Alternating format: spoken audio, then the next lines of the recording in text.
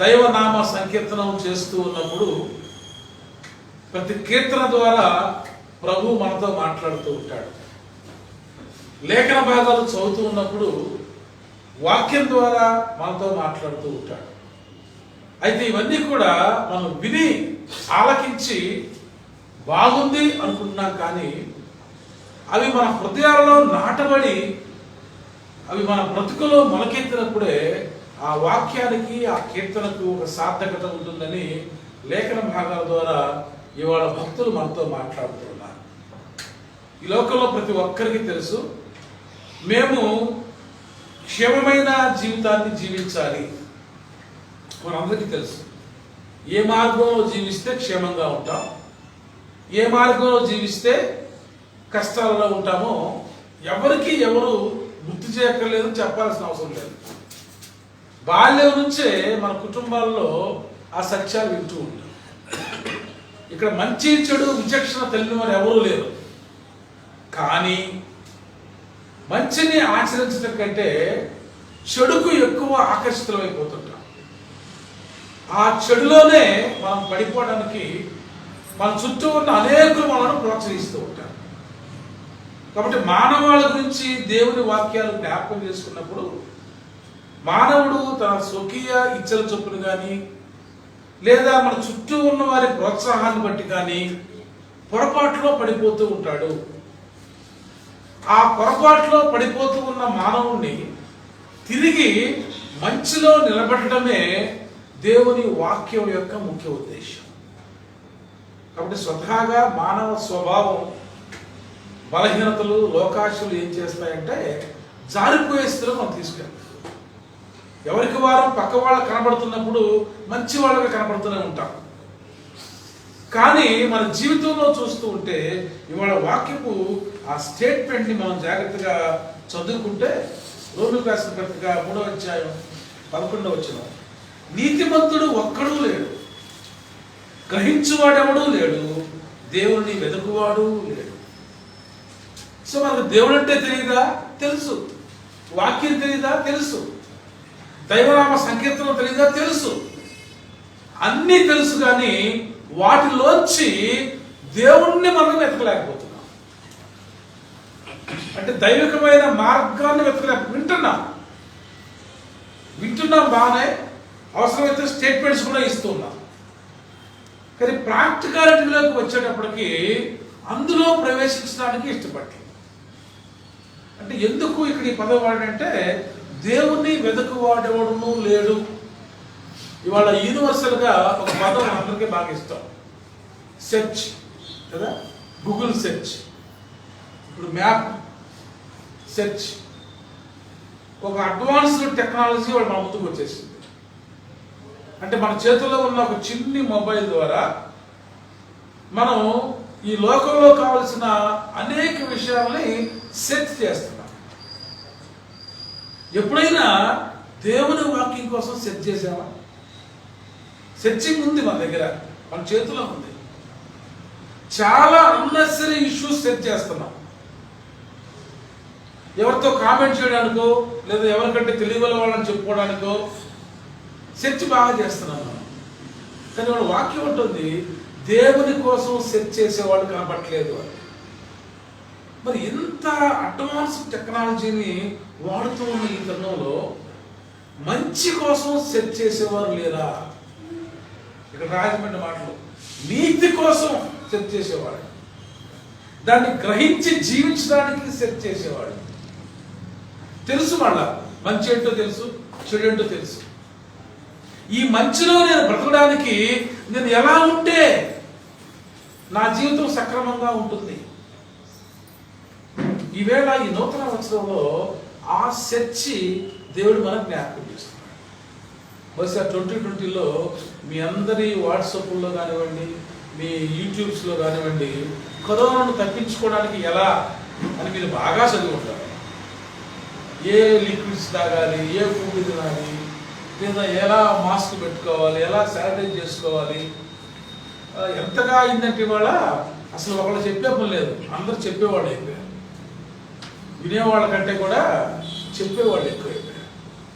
అంటే దాని గురించిన నాలెడ్జ్ అంతా గెయిన్ చేసి ఇట్స్ గుడ్, తప్పని నేను అంటున్నా. ఒక ప్రమాదం నుంచి తప్పించుకోవడానికి ఏ మేలైన పనులు చేయాలని బహుగా సెర్చ్ చేశారు. అట్ ది సేమ్ టైం మరి నేను దేహాన్ని శుభ్రం చేసుకోవడానికి ఇంత సెర్చ్ని వాడానే, మరి మనసుని ఎలా శుభ్రం చేసుకోవాలి? అసలు ముఖ్యమైనది అది కదా. మీ హృదయంలో ఏముంటుందో అది మీ ప్రవర్తనలోకి బయటకు వస్తుంది. అసలు మన హృదయంలో ఏముంది? మన పైన చాలా చాలా ఉంటాయి, మన దగ్గర ఎక్స్ట్రా కరిక్యులర్ యాక్టివిటీస్ చాలా ఉంటాయి మనకి. కానీ నిజానికి మన హృదయంలో ఏముందో అది చాలా ముఖ్యం. అది మన జీవితంలో చాలాసార్లు బయటపడినప్పుడు ఎలా మనం దాని గురించి ఆలోచించగలుగుతూ ఉన్నాం. ఇక్కడ ఓవరాల్గా పౌలు భక్తుడు రోమా సంఘాన్ని జ్ఞాపకం చేస్తూ ఒక సత్యాన్ని ఏం బయలుపరిచాడంటే, ప్రజలందరూ కూడా శుభ్రంగా ఉండటానికి ట్రై చేస్తున్నారు, కానీ నీతిగా ఉండటం లేదు అన్నాడు. ఏంటి ఆ డిఫరెన్స్? కొంచెం ముందు వచనాల్లో జ్ఞాపకం చేసుకుంటే కొన్ని సంప్రదాయాలు జ్ఞాపకం చేయబడ్డాయి. యూదులకు యూదేతరులకు మధ్య ఉండే సంప్రదాయాలు, లేదా సున్నతి ఆచారం చేసుకున్న వాళ్ళకి ఆచారం లేని వారికి ఉండే సంప్రదాయాలు, క్రమపయ భక్తులు జీవిస్తున్నామని చెప్పేవారు అక్రమంలో జీవించే వారికి ఉండే అలవాటు, కొంచెం ఈనాటి భాషలో మనం చెప్పుకుంటే క్రైస్తవులకు ఉండే అలవాట్లు, క్రైస్తవేతరులకు ఉండే అలవాట్లు. కొన్నిసార్లు మనం అనుకుంటాం కదా, ఒక యాజ్ ఎ క్రిస్టియన్ మనకు ఉండాల్సిన యాటిట్యూడ్ ఏంటి? ఒక క్రైస్తవ క్రమశిక్షణ అంటూ ఉంటుంది మనకి. క్రైస్తవ్యాన్ని గురించి చాలా గొప్పగా మనం ఆలోచిస్తుంటాం, గొప్పగా చెప్పుకుంటూ ప్రయత్నం చేస్తూ ఉంటాం. కానీ ఆ క్రైస్తవ విషయాలను మన జీవితంలో అనుదినం ప్రాక్టీస్ చేయడానికి, లేదా ప్రాక్టికల్గా ఉంచే విషయంలో మనం ఫెయిల్ అయిపోతున్నాం. తెలుసు మనకి క్రైస్తవులు అంటే ఎలా ఉండాలి, తెలియదా? బాల్యం నుంచి తెలుసు, సండే స్కూల్ నుంచి తెలుసు కదా. ఇంకా సండే స్కూల్ నుంచి తెలియపోవడమే కాదు, అసలు ఈ లోకంలోనే క్రైస్తవ అలవాట్లు, క్రైస్తవేతర అలవాట్లు అని కొన్ని ఉంటాయి. సో క్రైస్తవ అలవాట్లు, క్రైస్తవేతర అలవాట్లు, దాన్ని మనం వాడుక భాషలో ఏమంటామంటే అన్యుల అలవాట్లు అనే పదం వాడతాం. సో ఇక్కడ అన్యులు అంటే ఎవరు అనేది ఒక్కసారి మనం కాన్సెప్ట్లో తీసుకోవచ్చు. బైబిల్ భాషలో అన్యులు అన్నప్పుడు ఇశ్రాయేలీయులు కానివారు, అది మాత్రం గుర్తుపెట్టుకోండి. అది బైబిల్ భాష. బైబిల్లో ఎక్కడ అన్యులు అనే పదం వచ్చినా ఇవాళ మన చుట్టూ ఉన్న సమాజంతో మీరు ఎప్పుడు పోల్చుకోకండి. ఎందుకంటే మనం కూడా అన్యులమే అనే సత్యం మనం ఎప్పుడు జ్ఞాపకం చేసుకుంటాం. పరిశుద్ధ బైబిల్ గ్రంథంలో అన్యులు అనే పదం వచ్చింది అంటే అందులో మనం కూడా ఉన్నామని గుర్తుపెట్టుకోండి. ఎందుకంటే ఈ పరిశుద్ధ పాత నిబంధన గ్రంథం ఇశ్రాయేలులో జీవించే చరిత్ర. కొత్త నిబంధన గ్రంథంలో యేసు ప్రభు వారు కూడా యూదా బెన్యామీను కుటుంబంలో పుట్టి వారి రక్షణ కొరకు ప్రారంభించిన ఒక దేవుని ప్రణాళిక. మొదట యూదునికి, ఆ తరువాత మిగిలిన వారికి అనే సత్యం చాలాసార్లు బయలుపరచబడింది. అనగా మొదట ఒక బ్యాచ్ వారిని శుభ్రం చేస్తే ఆ బ్యాచ్ని బట్టి ఆటోమేటిక్గా వాళ్ళ చుట్టూ ఉన్న వాళ్ళు శుభ్రమైపోతారు. మన ఇంట్లో 2-3 పిల్లలు ఉన్నారు అనుకోండి, ఎవరో ఒకళ్ళు తప్పు చేశారు, ఆ తప్పు చేసిన బిడ్డకు మనం పనిష్మెంట్ ఇస్తుంటే ఆటోమేటిక్గా మిగిలిన 2 బిడ్డలు కూడా సెటరేట్ అవుతుంటారు. అది మన ఫ్యామిలీస్లో మనం చూస్తుంటాం. వాళ్ళకు కూడా దీని తాలూకు భయాలు వచ్చేస్తుంటాయి. సో కాబట్టి మొదట యూదునికి, ఇక్కడ యూదులు ఎలా ఉన్నారంటే వాళ్ళు చాలా నియమనిష్టలుగా మేము ఉన్నాం, చాలా శుభ్రంగా ఉన్నాం, మేము చాలా ఆచారాలు పాటిస్తాం, మా సంస్కారం ఉంది అని మాట్లాడుతున్నాం. సంస్కారాలు పాటిస్తున్నావే కానీ సంస్కారవంతుడిగా జీవించట్లేదు. వాళ్ళ ప్రభోజన సంస్కారాన్ని మనం వచ్చాం, ప్రభోజన సంస్కారాన్ని పాటిస్తున్నాం. కొన్ని ఆలయాల్లో ప్రతిరోజు పాటిస్తారు, కొన్ని ఆలయాల్లో ఆరాధన జరిగిన ప్రతిసారి పాటిస్తారు, కొన్ని ఆలయాల్లో మనలాంటి ఆలయాల్లో మాసానికి ఒకసారి పాటిస్తూ ఉన్నారు. ఈ ప్రబోధన సంస్కారం అనే ఒక విధానం రోజు తీసుకునే వాళ్ళు ఉన్నారు, ప్రతి ఆరాధన సమయంలో తీసుకునే వాళ్ళు ఉన్నారు, ప్రతి ఆదివారం తీసుకునే వాళ్ళు ఉన్నారు, మాసానికి ఒక మారు తీసుకునే వాళ్ళు ఉన్నారు, సంవత్సరానికి ఒకసారి తీసుకునే వాళ్ళు కూడా ఉన్నారు. ఆయా భక్తులను బట్టి పరిస్థితులను బట్టి అలవాట్లు వచ్చాయి. బట్ సంస్కారం తీసుకుంటున్న వాళ్ళందరూ కూడా సంస్కారవంతులుగా ఉంటున్నారా? ఈ నూతన సంవత్సరం ఈ పరిశుద్ధ సంస్కార దినోత్సవాన మనం ఆలోచన చేద్దాం. ఇశ్రాయేలు జీవితంలో ఆనాడు పౌలు భక్తులు బోధిస్తూ ఉన్న యూదా సంప్రదాయంలో ఇదే ప్రాబ్లం వచ్చింది. మేము చాలా సంస్కారికులం, మేము చాలా క్రమశిక్షణలో ఉన్నాం, దేవుని జనాంగంగా చాలా వాల్యూస్ మెయింటైన్ చేస్తున్నాం అని చెబుతూ ఉన్న వారిని గురించి పౌలు భక్తులు స్టేట్మెంట్ ఇచ్చాడు. నీతిమంతుడు ఒక్కడు లేడు. అదేంటి? వాళ్ళందరూ కూడా మేము చాలా నిష్ఠగల యూదులు అండి, మేము నిష్ఠగల కుటుంబాల్లో ఉన్నామండి, మా వేష భాషలు చూడండి, లేదా మేము ఆచరిస్తున్న పద్ధతులు చూడండి, ఎంత నియమనిష్ఠులతో ఉంటున్నామో. సో నీకు ఇష్టమైన నియమనిష్టలో నువ్వు ఉంటున్నావు. మనం చాలాసార్లు మనం పాటించే నియమనిష్ట ఎట్లుంటాయంటే మనకిష్టమైనది, దేవునికి ఇష్టమైనది కాదు. మనకిష్టమైనంత వరకు అది బాగుంది అని అక్కడ ఉంటాం. మనం అవసరమైతే ఎవరి ముందైనా కనపరచడం కోసం మేము చాలా క్లీన్గా ఉంటామండి అనుకుంటాం. ఇవాళ ఆ క్లీనింగ్ ఎలా ఉండాలో మనకి ఈ శానిటైజర్స్ నేర్పేస్తున్నాయి. అది చాలా ఇబ్బంది పడుతూ ఉంటున్నాం మనం. అది మెయింటైన్ చేయడం చాలా కష్టంగా ఉంది. మీరు చాలా మందిని చూసి చాలా మంది కామెంట్ చేస్తున్నారు కూడా. నేను ఒకటే అన్నాను, చాలా మంది మనం చూడండి సొసైటీలో వాళ్ళు మాస్కులు లేకుండా తిరుగుతున్నారు అన్నప్పుడు నేను అన్నాను, మరి రోజుకో మాస్క్ను వాళ్ళకి పోయకూడదా అని అడిగాను. కామెంట్ చాలా ఈజీ కదా, ఇట్స్ వెరీ ఈజీ. వాళ్ళు చూడండి మాస్క్ లేకుండా తిరుగుతున్నాడు, ఇప్పుడు మాస్క్ లేకుండా తిరుగుతున్నాడు, కొనివ్వండి. కామెంట్ ఎందుకు చేస్తున్నాం? వాడి స్టేటస్ అది కాదు. ఇవాళ నువ్వు నేనే ఒక మాస్క్ దొరుకుని వారం ఉతుక్కుంటున్నాం. మరి బీదవాడి పరిస్థితి ఏంటి? ఇప్పుడు నీలాగా నాలాగా కనీసం ఒక వారం ఒక మాస్క్ యూజ్ చేయగలదా? సో వాళ్ళకి మనం శుభ్రంగా జీవించే జీవితం నేర్పగలగాలి. మనం కూడా శుభ్రంగా ఉండాలి. కామెంట్స్ చేయడం చాలా ఈజీ, అవతల వాళ్ళు అశుభ్రం గురించి మాట్లాడటం చాలా ఈజీ. అక్కడ ఏం మాట్లాడుతున్నాం అంటే నేను చాలా శుభ్రంగా ఉన్నాను వాళ్ళకంటే అని మనల్ని మనం ఎక్స్పోజ్ చేసుకుంటున్నాం. కానీ వాక్యం ఉంటుంది, నీతివంతుడు ఒక్కడు లేడు, వెతకినా దొరకట్లేదు. వీళ్ళు కామెంట్ చేస్తున్నారు, లేదా తమలో ఉన్న సునీతిని చూపించుకొని అవతల వాళ్ళని అవినీతి పనులు అంటున్నారే కానీ నిజానికి ప్రతి ఒక్కరు కూడా వాళ్ళ హృదయాల్లో ఎక్కడ దేవునికి స్థలం ఇచ్చి జీవిస్తున్న వాళ్ళు కాదు. కాబట్టి ఓవరాల్గా ఆయన చెప్తూ 16 వచనం అన్నాడు, నాశనమునకు కష్టమునకు వారి మార్గంలో ఉన్నవి, శాంతి మార్గము వారి ఎరుగరు, వారి దృష్టి ఎదుట దేవుని భయం లేదు. సో దేవుణ్ణి వెతకడం లేదు, దేవుని భయం లేదు. కరోనా భయం ఉంది మనకి, లోక భయం ఉంది మనకి. చాలాసార్లు గమనించండి, అయ్యో లోకం ఏమనుకుంటుందోనండి అని పోతాం చాలాసార్లు. మన నిజానికి హృదయపూర్వకంగా జీవించలేం. వాళ్ళేమనుకుంటారో వీళ్ళేమనుకుంటారో అని బతుకుంటాం మనం. ఎంత ఆశ్చర్యం! దేవుడు ఏమంటాడో అని బతకం. మళ్ళా క్రైస్తవులే, క్రైస్తవ వాక్యం తెలుసు, క్రైస్తవ పాటలు తెలుసు, క్రైస్తవ మాట్లాడి తెలుసు, క్రైస్తవ క్రమశిక్షణ తెలుసు. దేవుని వాక్యానుసారంగా బతకకుండా పక్కింటి వాళ్ళ కోసం బతుకుతుంటాం. వాడేమనుకుంటాడో వీడేమనుకుంటాడో. నువ్వు క్రమశిక్షణగా ఉంటే వాడేమనుకుంటాడు, వాడేమనుకుంటే నీకేంటి? నువ్వు దేవుని వాక్యానుసారంగా ఉండు, ఎవడేమనుకుంటే నీకేంటి? సో దేవుని వాక్యానుసారంగా లేవు కాబట్టి పక్కవాడేమని అనుకుంటాడని భయం మనకి. ఎందుకంటే అంటారు కదా, వీళ్ళు ఆదివారం వస్తే బైబిల్ చేతిలో కొట్టుకెళ్తారమ్మా, సోమవారం నుంచి మన శనివారం దాకా మనకంటే దరిద్రంగా ఉంటారమ్మా అని అంటారని భయం. ఎందుకని? వాళ్ళ ముందు మనం దేవుని బిడ్డలుగా ఉంటున్నామని సొసైటీలో చెప్పుకుంటున్నాం, కనబరుచుకుంటున్నాం.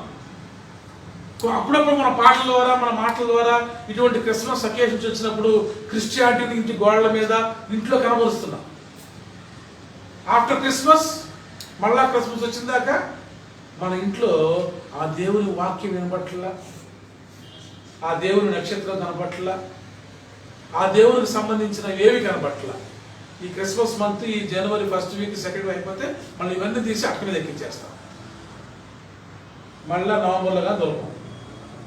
అంటే ఓవరాల్గా మనం 1.5 months ఆ దైవత్వాన్ని వెతుకుతూ దాన్ని ఎక్స్ప్రెస్ చేస్తూ బతికేస్తాం. బెస్ట్ ఆఫ్ మంత్స్ మన జీవితంలో సొసైటీ వేలెత్తి చూపెట్టుగా బతుకుతుంది.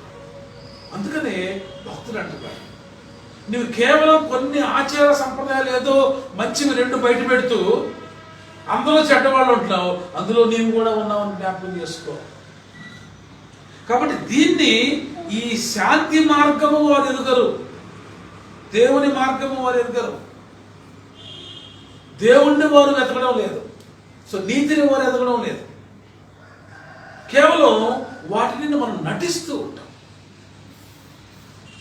ఇందును బట్టి దేవుడు ఒక ప్రణాళికను నిర్ణయించుకున్నాడు. అంటే వాళ్ళని అబ్జర్వ్ చేసినప్పుడు మనం నోవహ కాలంలో కూడా ఒక మంచి మాట పాత్రకాల కథలో ఉంటుంది. దేవుడు నరులను చూసినప్పుడు ఆయన సంతాపడ్డాడట. ఏమిటి ఇటువంటి వాళ్ళని నేను చేశాను, ఇలా ఉన్నారేంటి వీళ్ళు.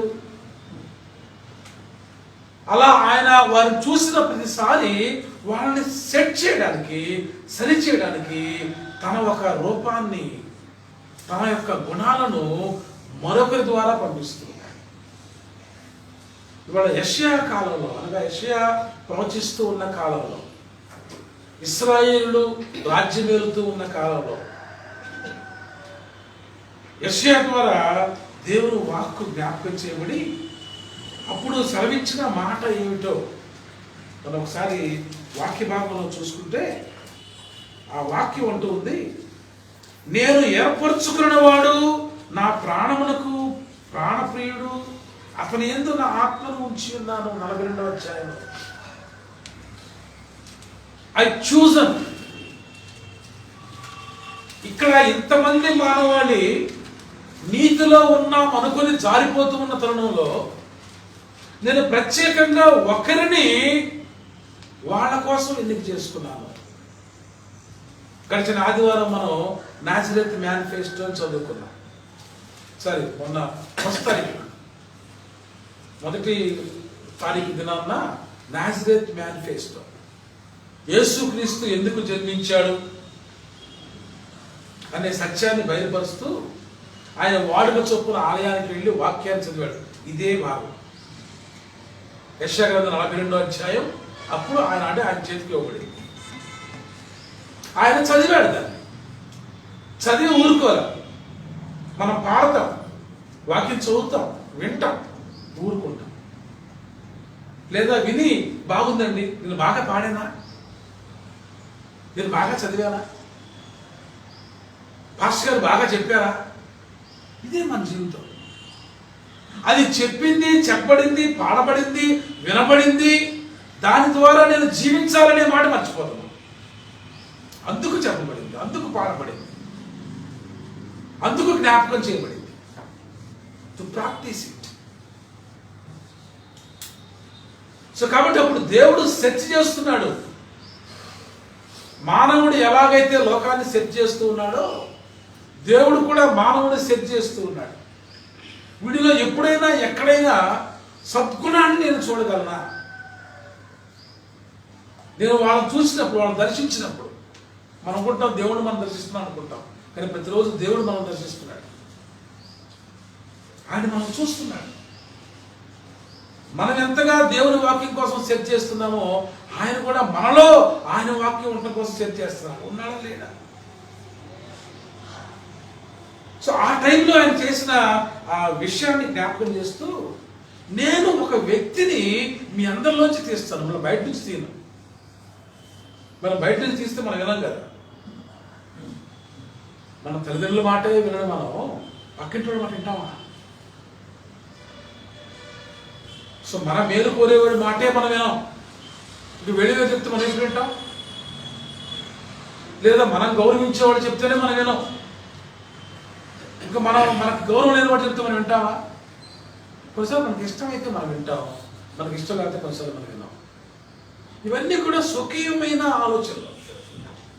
కానీ మన జీవితం క్రమంలో ఉండటానికి దేవుడు వాక్యం ద్వారా మాట్లాడుతుంటాడు, కొందరిని ఎన్నిక చేసుకుంటాడు, కొన్ని టూల్స్ని ఉపయోగిస్తాడు. ఇవాళ ఇక్కడ చాలా టూల్స్ ఉన్నాయి, రకరకాల టూల్స్ ఉన్నాయి ఇక్కడ ఈ ఆరాధనలో ఉపయోగపడటానికి. నువ్వు నేను కూడా ఒక టూల్ దానికి.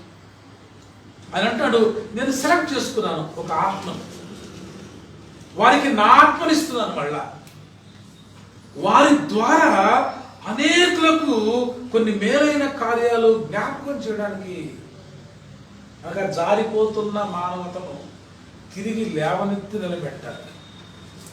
గమనించండి, ప్రతిరోజు ఎక్కడో ఒక చోట మానసికంగానో శారీరకంగానో కుటుంబంగానో ఎక్కడో ఒక చోట మనం పడిపోతూనే ఉంటాం. అవి మానవ బలహీనతలను చెప్పుకుంటూనే ఉంటాం. ఇతరుల బలహీనతల గురించి వేలు చూపుతాం, కానీ మన బలహీనతలు నిలబడాలని మనం ఎప్పుడు అనుకో. అదే చాలా నాకు ఆశ్చర్యం అనిపిస్తుంది. పక్కవాడి బలహీనతల గురించి పొద్దాక ఎలుగు చూపుతుంటాం, మనలో ఉన్న బలహీనత ఎవరిని చెప్తే తట్టుకోలేరు. లేదా మనలో ఉన్న బలహీనత మనకు అర్థమైనా కూడా, అయ్యో ఈ బలహీనతను నేను ఉండకూడదు, నేను గట్టిగా నిలబడాలనుకోమా, ఆ బలహీనతను తీసివేసుకోవడానికి కూడా ఇష్టపడమ్మా. కానీ పక్క వాళ్ళ బలహీనతల గురించి కంప్లీట్ మాత్రం ముందుకు పరిగెడుతుంటాం. సో ఏ భేదము లేదు. ఇవాళ చదువుకున్న వాక్యాలు చివరికి వచ్చినాం, 23 వచ్చిన రోమాపత్రికలో ఏ భేదము లేదు, అందరూ పాపము చేసి దేవుడు అనుగ్రహించు మహిమను పొందలేకపోతున్నారు. సింపుల్. ఏ భేదము లేదు, అందరూ పాపము చేసి దేవుడు అనుగ్రహించు మహిమను పొందలేక. ఇక్కడ నీవు నేను తేడా లేదు. ఎక్కడో చోట మన అనుదిన ప్రయాణంలో కాన్పి ఎక్కడో ఏదో ఒక పొరపాటు, తెలిసి కొన్ని తెలియక కొన్ని, ప్రత్యక్షంగా కొన్ని పరోక్షంగా కొన్ని, స్వార్థం కోసం కొన్ని, ఆకలి కోసం కొన్ని, అలవాటుగా కొన్ని, వాంటెడ్లీ కొన్ని, ఎక్కడో చోట ఏదో ఒక పొరపాటు మనందరం చేస్తూనే ఉన్నాం. పొరపాట్లు వేరెత్తి చూపడం కాదు గొప్ప విషయం, పొరపాటును విడిచిపెట్టి నిలబడటం గొప్ప విషయం. ఒకవేళ మన అవతల వాళ్ళకి ఎవరైనా సలహా ఇస్తే వాళ్ళ పొరపాట్ల నుంచి వాళ్ళని నిలబెట్టే సహాయం మనం ఇవ్వాలి. అంతేగాని వాళ్ళ పొరపాట్లని మనం గేలి చేసేట్లుగా మనం ఉండకూడదు, వాళ్ళు మన పొరపాట్లు ఎత్తి చూపించేట్టుగా మనం ఉండకూడదు. అంతే కదా, మనం ఒక పొరపాటుని మనం చెప్పగానే వాడు మనలో బతికుతాడు.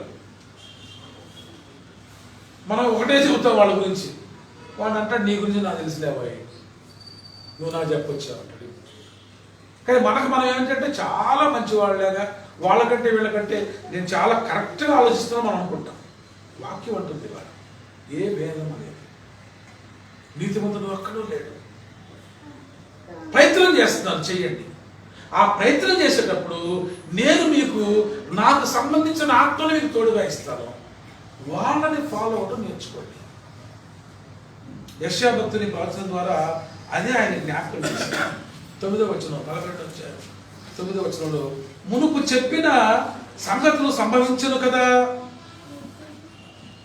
ఈ కోవిడ్ వచ్చిన తర్వాత ప్రతి ఒక్కడు జరుగుతుంది చూసారా, రాకరించి చూసారా అంటున్నారు. ఏం చూసి ఏం చేస్తా, అది పెద్ద స్టేట్మెంట్ లాగా వీడియో కనుక్కున్నట్టు. అది మళ్ళీ వీడు రాసింది కాదు, ఎవడో రాస్తే ఇద్దరికి వచ్చింది, వీడియో 10 మంది పంపుతాడు. పంపించేసాను అసలు ఏముంది అక్కడ పంపించడానికి? ఏమైనా మార్పు ఉందా, ఏమైనా ఆలోచన ఉందా? ఒకసారి ఆగేవా? అవును కదా, నాకు ఈ కరెక్షన్ వచ్చింది, మరి ఈ కరెక్షన్ వచ్చింది, మరి నేను అర్థం చేసుకున్నాను. ఇక్కడ చాలా మునుపు చెప్పిన సంగతులు సంభవించాను కదా, అవి సంభవిస్తూనే ఉంటాయి. మనం ఎన్నేం లేదు. నాకు తెలిసిన గురించి స్కైలాబ్ గురించి చెప్పినాడు. వీళ్ళు ఎంతమంది ఉన్నారు స్కైలాబ్? ఏమైంది? ఈ మధ్య 2012 అన్నారు, 12 అన్నారు, 2012 అన్నారు, 2020 అన్నారు. ఏమైంది? వచ్చినాయి పోయినాయి, మనం మాత్రం ఉన్నాం. అదే బుద్ధి, అదే గుణం, మార్పు లేదు. అవి వస్తూనే పోతున్నాయి, అవి సంభవిస్తూనే ఉన్నాయి. సునామీలు సంభవించాయి, ఎన్నెన్నో, ఒక్కొక్క వరదకి ఒక్కొక్క తుఫానికి ఒక పేరు పెడుతున్నారు. సంభవిస్తూనే ఉన్నాయి అవన్నీ. బట్ ఆ సంభవాల మధ్య నీలో నాలో మార్పు ఎక్కడ కనబడుతుంది అనేది ముఖ్యం. ఇక్కడ మనలో ఎక్కడైనా మార్పు కనబడుతుందా? అందు నిమిత్తమై కొత్త సంగతులు తెలియజేయుచున్నాను, పాతవి గతించిన. ఇప్పుడు మనం న్యూ రాగాలి, ఈ మాట కట్టదైపోయింది మనకు. పాతవి గతించను, ఇదిగో కొత్త వాయను. Every day is a new day for us, not only year. నేను ఎప్పుడు అదే భావిస్తాను. ప్రతి సూర్యోదయం దేవుడు నాకు ఇచ్చిన కొత్త జీవితమే. దానికి ఇయర్ రావాల్సిన పని లేదు. దేవుడు ఆయుష్ ఆరోగ్యం ఇస్తే 22 చూస్తాం, లేకపోతే చూడలేము. దానికి పెద్ద కాన్సెప్ట్ ఏముంది? బట్ కొత్త డే ఇచ్చాడు చూసావు మనకి, దట్ ఈస్ మోర్ ఇంపార్టెంట్. ఈ డేలో నేను ఎంత కొత్తగా జీవిస్తున్నాను. కొత్త సంవత్సరంలో కొత్తగా బతకాలని ఆశపడకండి. దేవుడు ఈవేళ ఒక కొత్త దినాన్ని ఇచ్చాడు. ఈ కొత్త డేని నేను ఎంత బ్యూటిఫుల్గా, ఎంత హానెస్ట్గా, ఎంత రైచస్తో నేను జీవించాలి.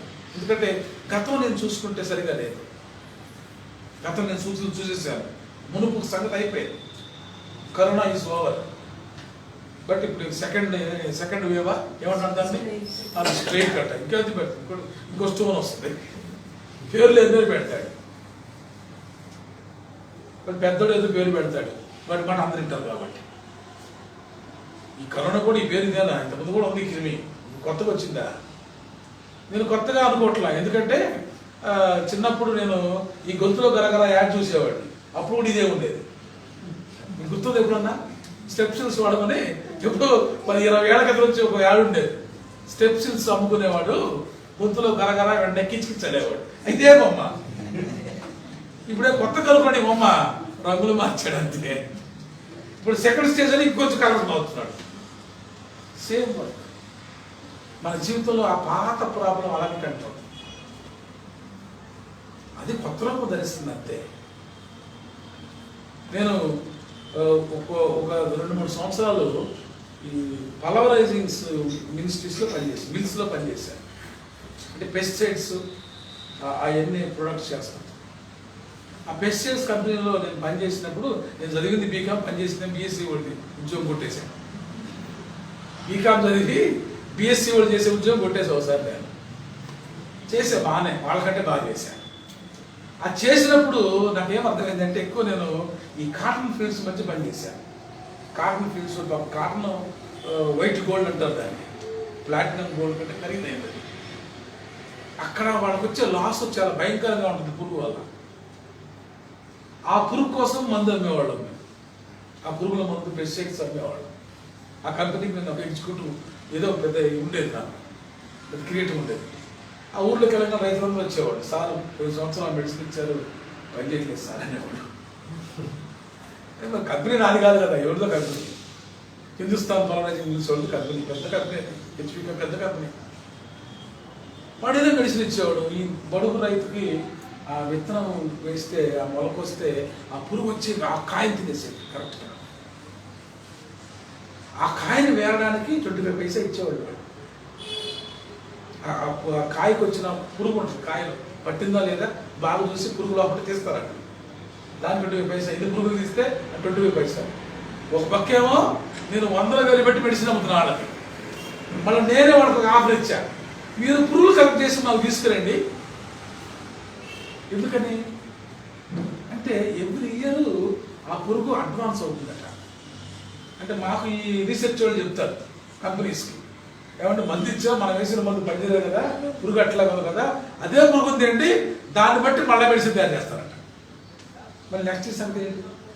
సేమ్ కరోనా కూడా. ఆ రోజు గొంతులో కిచ్చికిచ్చే ఇవాళ కరోనా అయింది. ఎందుకంటే అడ్వాన్స్ పెట్టాలి. నిన్న పాత చెడ్డ అలవాటే ఇవాళ లేటెస్ట్గా మారుతుంది. ఒక పాత బలహీనత రూపం మార్చుకుంటుంది. అది దినదినం పెరిగిపోతూ ఉంటుంది, మార్పులు చెందుతూ ఉంటుంది. ఎన్ని మెడిసిన్స్ వేసినా పని చేయదు. పోలీసు ఎంత చాకచక్యంగా ఒక క్రిమినల్ని పట్టుకోవాలని చూస్తాడో, పోలీసు పట్టుకునే కొద్దీ ఆ క్రిమినల్ తన యాటిట్యూడ్ ఇంకా పెంచుకుంటుంటాడు. దొంగను చూసి పోలీసు కొత్త టెక్నాలజీ నేర్చుకోవాల్సిన రోజులు వచ్చాయి. చూడండి, సైబర్ క్రైమ్స్ అంటారు. సైబర్ క్రైమ్స్ అంటున్నాం, ప్రతిరోజు ఏదో ఒక కొత్త సైబర్ క్రైమ్. మరి ఇంత అడ్వాన్స్ టెక్నాలజీ ఉన్న ఈ కాలంలో మనం జెన్యూనిటీ కంటే కూడా క్రిమినల్స్ ఎక్కువ పెరుగుతున్నారు. క్రైస్తవ కుటుంబాల్లో కూడా అదే మాటకు జ్ఞాపకం చేస్తారు. వాక్యాన్ని వింటున్నారు, వాక్యసభ పొందుతారు, కానీ మీలో ఆ కొత్త మనసు రావట్లా. ఆ పాత విషయాలనే క్రోడీకరించుకుంటూ వాటి గురించే మాట్లాడుకుంటూ వాటిని మళ్ళీ డెవలప్ చేసుకొని ఇంకొంచెం వాటిల్లో పాడైపోతున్నారు. కానీ మీలో కొత్తదనం రావట్లా, న్యూనెస్ రావాలి. ఎలా ఉంటుంది ఆ కొత్తదనం? ఎలా ఉంటుంది? పాతవి గతించను, రూల్డ్ అవుట్. ఎందుకంటే మనకు తెలుసు, నాలో ఉన్న పొరపాటు ఏంటో నాకు తెలుసు, నీలో ఉన్న పొరపాటు ఏంటో నీకు తెలుసు. It's must be ruled out. దాన్ని కంటిన్యూ చేయకూడదు, దానికి మేకప్ వేయకూడదు, దానికి అడ్వాన్స్ టెక్నాలజీ ఇవ్వకూడదు, దానికి కొత్త షేప్ ఇవ్వకూడదు. అది గతించిపోవాలి. అంతేగాని దానికి మెరుగులు దిద్ది ఇంకొంచెం బాగుందిలే, కొంచెం మారిందిలే అనకూడదు. దాన్ని పూర్తిగా తీసేసి పూర్తిగా కొత్తది. కొంచెం ఇబ్బందిగా ఉండొచ్చు. ఖచ్చితంగా మన దేహానికి ఏదైనా గ్యాంగ్రీన్ అయినా, ఏదైనా యాక్సిడెంట్ అయినా, ఏదైనా ఫ్రాక్చర్ అయినా డాక్టర్స్ మనకి ఆపరేషన్ చేస్తున్నప్పుడు చాలా పెయిన్ ఉంటుంది. భరించలేని పెయిన్, అనస్థేషియా తీసుకొని మరీ బాగు చేయించుకోవాల్సిన పరిస్థితి. కానీ అలా తీసుకున్న తర్వాత కొత్త ఆరోగ్యం మనకు వస్తుంది, అంతకంటే మేలైన ఆరోగ్యం కూడా వస్తుంది. మన ఇప్పుడు ఒక ఆయన దగ్గర విన్నాను, ఏమండి బోన్ ఇరిగిపోయిందండి, కొత్త బోన్గా సార్ రావట్టుందా, బోన్ సిరిగిన వాళ్ళకి రావట్లు వేస్తున్నారు. ఆ బోన్ ఇరుగుతుంది సరిగ్గా తిరగదు, రావట్ వేసుకున్న వాళ్ళకి. కొత్త శక్తి ఎక్కువ. కానీ ఆ పాత గుణాలను నువ్వు కంటిన్యూ చేసుకుంటే మళ్ళీ ఎక్కడో పడిపోతూ ఉంటాం. సో ఈ న్యూ ఇయర్లో పాతవి గతించి కొత్తవి కావడం అంటే మన జీవితంలో ఆ న్యూనెస్ని స్వీకరిస్తాం. ఇవాళ సువార్త పాఠంలో ఆ భావాన్ని ఎంత గంభీరంగా మనకు పరిచయం చేశారంటే, యోహాను భక్తుని జీవితం ద్వారా అది మనకి పరిచయం చేస్తూ ఒక అనుభవాన్ని మీరందరూ కలిగి ఉండాలి అన్నాడు. సో మన జీవితాన్ని సరళం చేసుకోవాలి, క్రిటికల్గా ఉంచుకోకూడదు మన లైఫ్, ప్రాబ్లమేటిక్గా ఉంచుకోవాలి మన లైఫ్. ఇన్ని సంవత్సరాలుగా బైబిల్ని వింటూ, ఇన్ని సంవత్సరాలుగా దేవుని వాక్యాన్ని వింటూ మాకు తెలుసునండి బైబిల్ వాక్యం అని చెప్పుకుంటున్నారు. ఆ వాక్యంలో నేను కూడా స్టెప్ ఇన్ అయ్యానండి. ఎస్, ఈ క్వాలిటీ నాలో ఏదైతే ఉందో ఇది బిబ్లికల్గా ఉంది. Biblical in the sense good.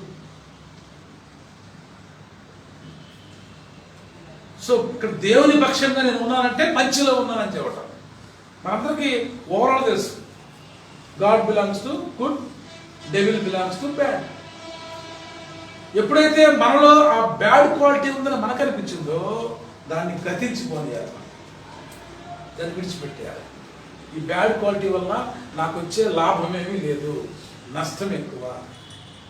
నాకు మాత్రమే కాదు, నన్ను బట్టి నా చుట్టూ ఉన్న వాడికి, నా కుటుంబానికి, నా బిడ్డలకి, నా స్నేహితులకి, లేదా నాతో అసోసియేట్గా ఉండే వాళ్ళందరికీ ఇట్స్ వెరీ బ్యాడ్ క్వాలిటీ.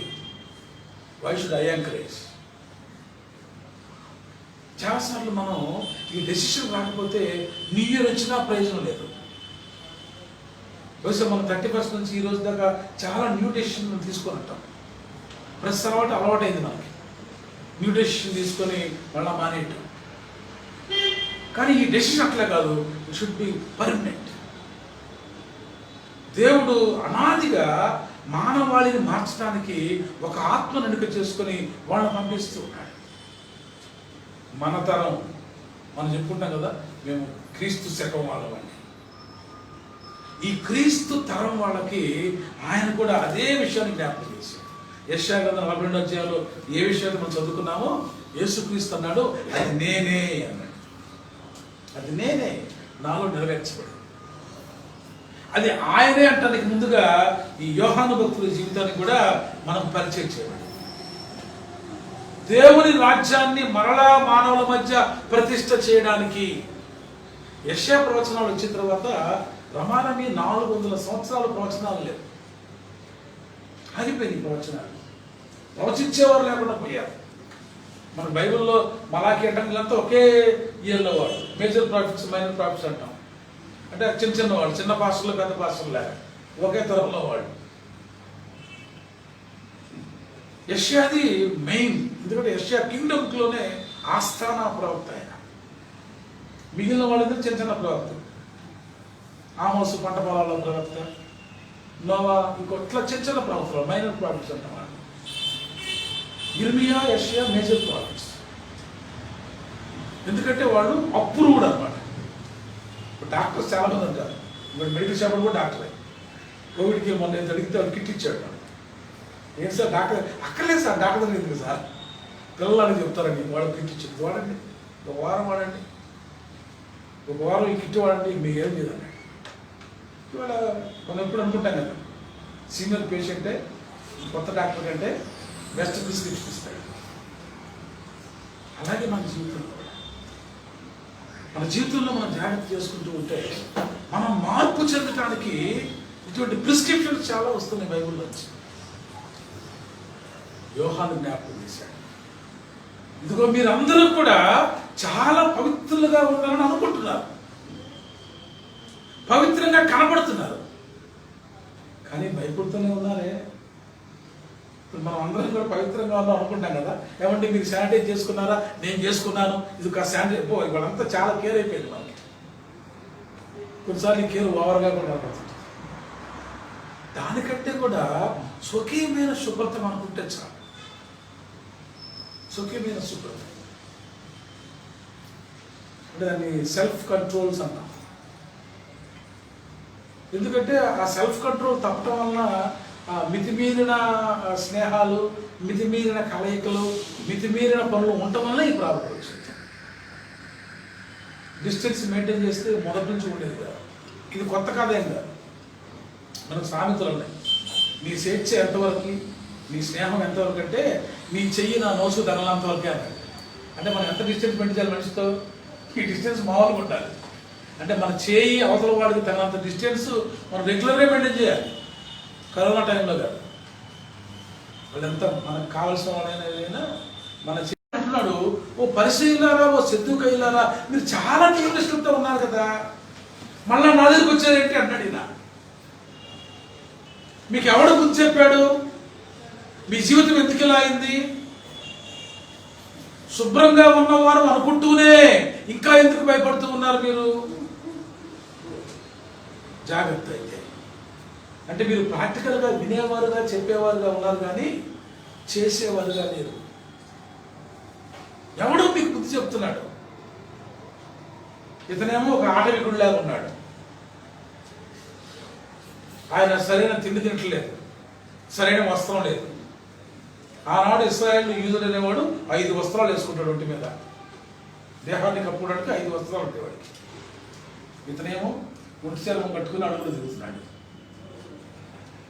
మరి ఆటవికంగా ఉండే మనిషి ఎట్లుంటాడు? ఆయన క్రాఫింగ్ లేదంట, క్లీనింగ్ లేదు, క్లెన్సింగ్ లేదు, తిండి కూడా ఏదో దొరికింది, చెట్టుకు వచ్చింది, పుట్టకొచ్చింది అంటున్నాడు. ఆ అర్ధన్నదిలో మాత్రం కూర్చున్నాడు. ఆ నది దగ్గర ఉన్నాడు. అయితే ఆ నీళ్లు తాగుతూ అక్కడే చూస్తూ ఉన్నాడు. సొసైటీలో లేడు, శానిటైజ్డ్ లొకేషన్లో లేడు. కానీ రియల్ శానిటైజర్ గురించి చెప్తున్నాడు. సో మీరు పైకి కనపడే శుభ్రత కాదు, మీ అంతరంగ శుభ్రత కావాలి. ఒక మనిషి ఆరోగ్యంగా, క్షేమంగా, మేలుకరంగా ఉండాలంటే పై శుభ్రత చేసుకుంటే చాలదు. వాడు హృదయ అంతరంగంలో శుభ్రం చేసుకుంటున్నాడు.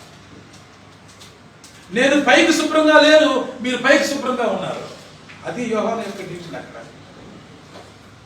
నేను చూడటానికి శుభ్రంగా లేను, చాలా మొరటగా ఉన్నాను, మీలాగా లేను నేను. మీరు చక్కగా గ్రేప్ జ్యూస్ చేసుకొని కావలసిన ఫ్లేవర్ వెలుపుని తాగుతున్నారు, నేనేదో కాయలు వేస్తాను. ఎందుకంటే ఆయనకు నాజీరు ఉంది కదా, చిన్నప్పటి నుంచి ఆయన నాజీరు వ్రతం ఉంటుంది. ఆ పేరెంట్స్ చెప్పారు, అయ్యా నువ్వు ద్రాక్ష రసం ముట్టకూడదయ్యా, కుక్కుడు ఫుడ్ తినకూడదయ్యా. ఇవాళ కూడా ఏం చెప్తున్నారుగా, ఇవాళ కూడా ఏం చెప్తున్నారు? కుక్కుడు ఫుడ్ తినకండి అంటున్నారు.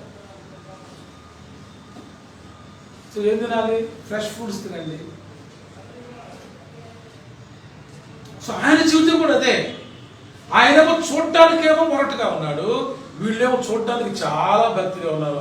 పరిచయం సర్దుకాయ వాళ్ళని పట్టుకొని అంటున్నాడు సర్ప సంతానమా. మనం చూడటానికి చాలా సొఫాస్టికేటెడ్ ఉంటాం, కానీ మన హృదయం కనుక తొంగి చూస్తే అది ఘోరమైన వ్యాధితో మొలుతూ. పైకి మనం బాగుంటున్నాం, కానీ అంతరంగంలో ఇవాళ వాక్యం ఉంటుంది, అంతరంగ శుభ్రత నాకు కావాలి.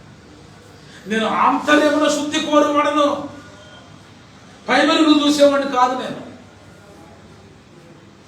నీ హానెస్టీ నీ ఎక్స్ప్రెషన్స్లో నేను చూడట్లా, నీ హానెస్టీని నీ హార్ట్. ఏమైనా క్రైస్తవ పాత ఎలాగో గతించిపోయాయి, కానీ ఈవేళ ఈ నూతన సంవత్సరం మన జీవితంలో నూతనంగా క్రీస్తు జన్మించాలని చెప్పుకున్నా, లేదా నూతన సంవత్సరం వచ్చిందని మనం చెప్పుకున్నా, మనం ఇవాళ చేయాల్సింది ఒకటే, ఆ పాత వాటిని మార్చుకోవాలి. యోహాను సువార్త అదే, మారు మనస్సు పొందండి. మనస్సు మార్చుకోండి, వేషం కాదు మార్చుకోవాల్సింది, భాష కాదు మార్చుకోవాల్సింది, మనస్సు మార్చుకోండి. ఎక్కడ ఉంటుంది? కనపడదే, ఇది కనపడదే. మనం కనపడేవన్నీ మార్చేస్తున్నాం, అవతల వాడు కనబడేట్టుగా నటించేస్తున్నాం, కానీ మనసులో మార్పు రావాలి. అనాదిగా క్రైస్తవ సంఘంలో ఈ మాట చాలా మేజర్గా బోధించబడుతుంది. యోహాను భక్తుని ప్రారంభ మాట అదే, యేసు ప్రభు వారి ప్రారంభ మాట కూడా అదే. కాలం సమీపించినది, మారు మనస్సు. మనమేమో రోజుకో కొత్త కోర్సు వేసుకున్నట్టుగా రోజుకో వేషం వేస్తున్నాం. Same old heart. ఆయన అన్నాడు, ఇదిగో అబ్రహాము సంతానము రాళ్ల వల్ల వస్తుంది. ఇక్కడ రాళ్ళు అంటే మీరు చాలా సోఫాస్టికేటెడ్ భక్తుల బిల్డప్ ఇచ్చారు, కానీ ఆ భక్తి లేని కఠినమైన వాళ్ళ గురించి నేను అబ్రహాము సంతానం తెప్పించగలను. అక్కడే అన్నిలో అనే మాట వాడబడి, కఠినమైన మాట వాడు. రాతి హృదయాన్ని తీసివేసి నేను మాంసపు హృదయంగా మారుస్తాను. మీరేమో మాంసపు హృదయం కలిగి ఉండి రాతి వేషం వేసుకొని ఉంటారు. పైకి భక్తుడి వేషం, హృదయం మాత్రం కాఠిన్యం. ఇప్పుడు కఠినంగా ఉన్నారే దేవుని ఎరుక్కోకుండా, వాళ్ళని నేను నా బిడ్డలుగా చూస్ చేసుకోబోతున్నాను. వాళ్ళ కోసం, అన్యుల కోసం, వాళ్ళ రక్షణార్థం నేను మిమ్మల్ని ప్రిపేర్ చేస్తున్నాను. జాన్ ది బ్యాప్టిస్ట్ కానీ జీసస్ కానీ వాళ్ళ రాక వెనుకున్న ఆర్థం అంటే అన్యుల కోసం అన్నాడు. అన్ని జనాంగం అంటే ఎవరు? మనమే. యూదుడు కానివాడు, ఇశ్రాయేలుడు కానివాడు.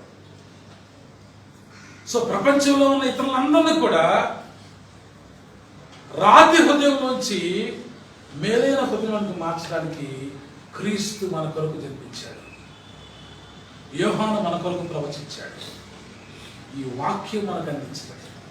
ఈ కొత్త సంవత్సరం ఒకసారి ఆలోచన చేద్దాం. బహుశా ఈ రోజు కూడా ఇంకా నా మనస్సు మార్చుకోకపోతే, it's more important in our Christian life. పండుగ వచ్చింది, కొత్త బట్టలు అందరూ కొనుక్కున్నారు, మంచిదే, సంతోషం.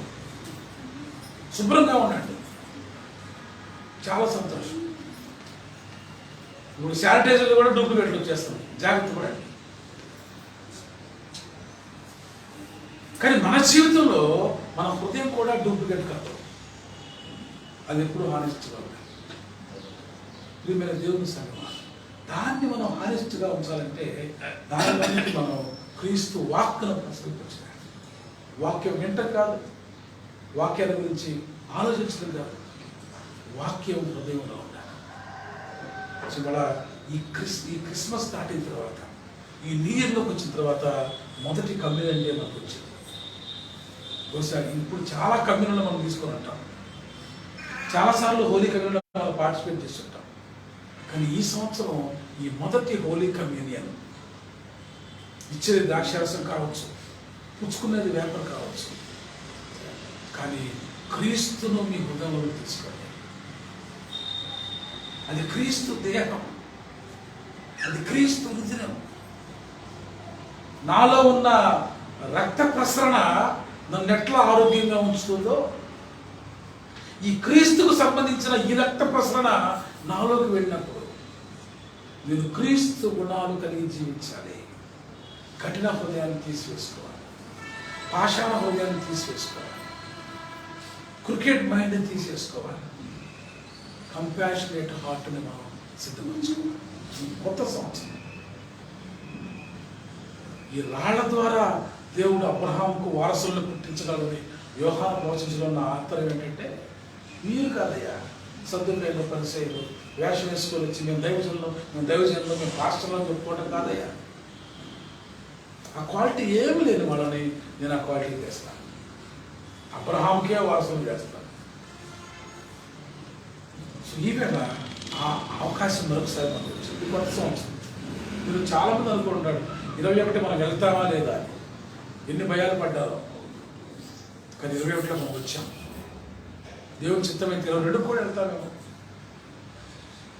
ఈ వెళ్ళానుగా ఈ మారు మనస్సు అనుభవం ఏదైతే ఉందో, ఎంత క్రిటికల్ ఇయర్ని మనం చూసాం, ఎంత భయంగా బ్రతికాము. ఈ రోజు కూడా మన సొంత బిడ్డలతో కూడా మనం స్వేచ్ఛగా మాట్లాడిన స్థితిలో ఉన్నాం. ఆలోచించేద్దాం.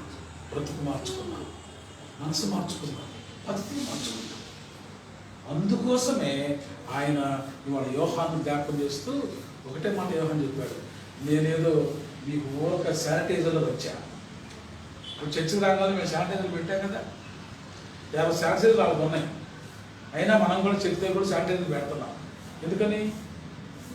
జస్ట్ ఇక్కడ మనం కూర్చోవాలి. కానీ ఆయన శానిటైజర్ అది కాదు. నేనేదో కేవలం నీళ్ళతో మీకు అలా పరిశుద్ధి చేస్తున్నా, కానీ ఆయన ఇచ్చేది కాదు. ఆయన మీ ఆత్మతో, అగ్నితో.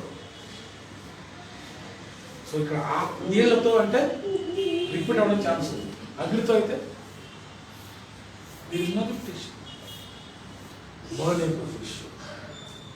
ఇవాళ మా పాత జీవితపు పాత గుణాలను బర్న్ చేసేవాళ్ళం అవ్వాలి. కాల్చివేయాలి. మనకు సీజనల్ ఫెస్టివల్ వస్తుంది. మేబీ ఇంకా ఇవి నెక్స్ట్ వీక్లో రాబోతుంది. ఏంటో సీజనల్ ఫెస్టివల్ చెప్పండి. నన్ను ముందే చేస్తారు, కాల్చేస్తారు. ఏం కాలుస్తారు? చలిమంట వేసుకుంటారు అంటారు. పాతవి పనికిరానివి, ఇన్ఫెక్షన్ తెచ్చేవి, మన బ్రతుకులో ఉపయోగపడినవి, మన బ్రతుకు పనికిరానివి కాల్చివేసే సంప్రదాయం మన రాష్ట్రాల్లో ఉంది, మన ప్రాంతంలో ఉంది. ఇవాళ వాక్యం ఉంటుంది, నీ జీవితంలో ఇప్పుడు దాకా ఏది చెడుగా ఉందో దాన్ని కాల్చివే.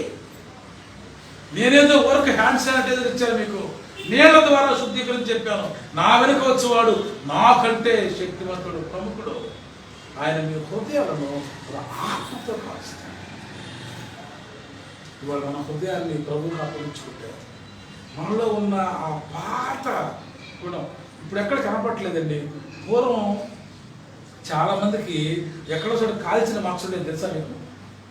చాలామందికి ఉన్నాయి. ఇప్పుడు కాల్చిన మచ్చలు ఎందుకు కాల్చేవాళ్ళు? జాండీస్ వస్తే కాల్చేస్తారు. గుర్తాను మీకు? వాతేసేవాళ్ళు గేదెకి పెట్టినట్టు ఎక్కడ చాలా మందికి ఉంటాయి. వాతేయటం అంటే ఒకసారి కాల్స్తే మళ్ళా మన పాత ఉద్దేశాలు, పనికిరాని ఉద్దేశాలు ఈ విధమే కాల్చేద్దాం. యేసు ప్రభువును స్వీకరించడం అంటే మన పాత బతుకును కాల్చివేసి నూతన సృష్టిగా మారడం. ఇది నాకు ఈ ప్రబోధన సంస్కారం ద్వారా ఆయనను స్వీకరించి మనలో ఉన్న పాత గుణాలను కాల్చివేసి నూతన విశ్వాసంతో మారు మనసు అనుభవాన్ని పరిశుద్ధాత్మలు మనకు ప్రసాదించడం కాక ఆమె సమస్త జ్ఞాపకం సమాధానం సాగిస్తూ ఉన్న మీ హృదయంలోకి తలపడం కారణం కాక